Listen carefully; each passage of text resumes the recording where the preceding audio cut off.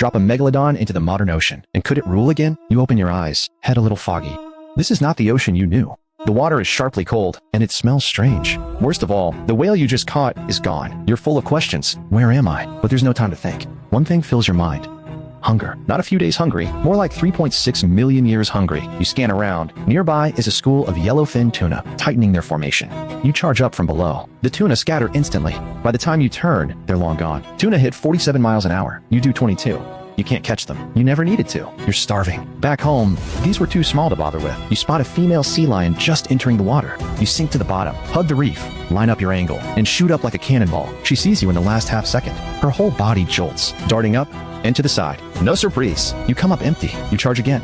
At the surface, the sea lion pulls a move you've never seen, slipping into reefs so shallow you can't follow. You're stunned. You start doubting yourself. Fast tuna, fine. But why has an easy little snack like a sea lion become so tricky? You don't know why, and that's normal. Over 3.6 million years of being hunted by great whites, they slowly poured every skill point into agility. Modern sea lions are far nimbler than their ancestors. You're 60 feet long and 50 tons. Your skeleton makes you turn like a heavy truck. You try a few more times near the island. All misses. By day 3, you get lucky. A sick dolphin swims weakly along. You ambush from below and take it. It barely struggles. This is your first real meal since you got here. Dolphin fat is much thicker than fish. One bite, and your whole body warms up. At your size, you need 100,000 calories a day. About what 50 grown adults eat. Now you have to hunt hard every single day. The mighty Megalodon, reduced to a workhorse. Days later, you swim into dead water littered with fish corpses. You think it's a feast. You're wrong. You try one. The taste hits hard, almost making you bring up that dolphin from days ago. These fish died from a red tide caused by human industrial pollution. Something feels off, so you leave fast. Day 10 in this world. You meet a lost juvenile humpback whale. It's only 26 feet long and clumsy. Your survival instinct snaps on. Baleen whales are your main food. You start to dive, circling to its blind spot below, and use your specialty, the vertical ambush. You beat your tail fin hard, firing up like a 50-ton living torpedo, blasting open its chest, crushing its ribs and heart. This is pure physical domination.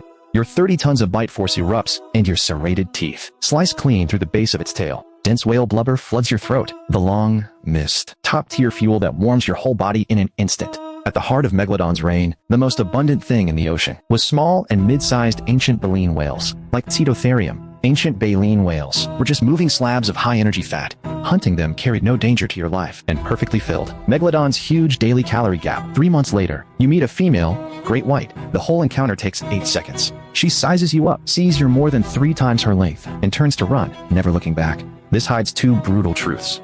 First, in Megalodon's time, great whites already existed. When food ran short in the Ice Age, great whites, being smaller and eating less and more agile, stole the small and mid-sized prey that Megalodon pups relied on, pushing Megalodon to extinction. Second, great whites rule the modern ocean, purely because Megalodon vanished back then. Now that Megalodon is back, great whites have to give up the warm coastal waters. Great whites that hunted seals near the islands are forced to move to colder northern seas. A month later, you're hunting, when you suddenly feel a steady vibration in the water far off. You have no outer ears, but your inner ear, and the lateral lines on your sides form the ocean's scariest low-frequency radar, tracking movement miles away. You sense a group of food coming straight at you. Closer and closer. Soon, a pod of black and white food appears. You've never seen anything like it, but you're 3 to 4 times bigger than any of them. You instinctively open, your huge jaws lined with over 200 serrated teeth. The orcapod stops short 100 yards out. 2 groups swing to your sides. One stays right in front. For the first time, you find yourself locked from 3 directions at once. 3.6 million years ago, nothing dared surround you. This tactic needs the pod members to trade positions in real time by ultrasound, a trick only highly social mammals have. With a dull thud, the orca's ram can't move you. Instead, your huge body's recoil fractures its ribs. A great white is only 2 tons and gets flipped easily by orcas, stuck in forced stillness.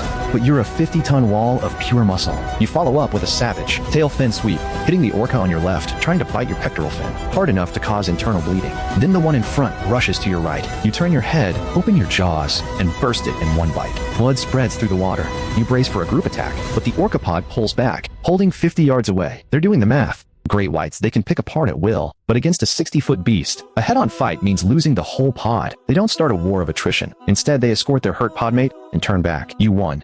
You made your mark in the modern ocean, proving who the undisputed king of one-on-one really is. But you can't feel happy at all.